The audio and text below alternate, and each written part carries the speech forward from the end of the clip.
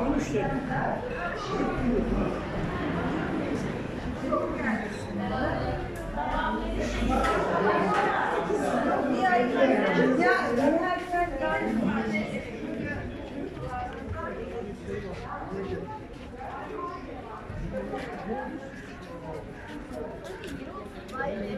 Değişmiş. Değişmiş.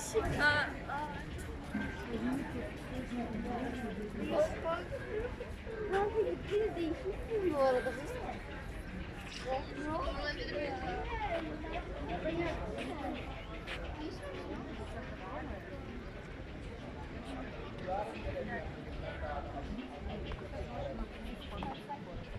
Herkese mi yatıyor? Evde o çizecek. Mesut İstanbul yaşında gidiyor.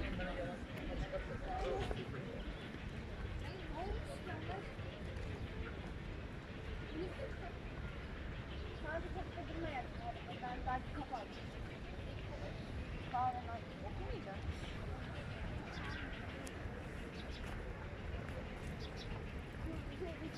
Fotoğraf çekeceğim.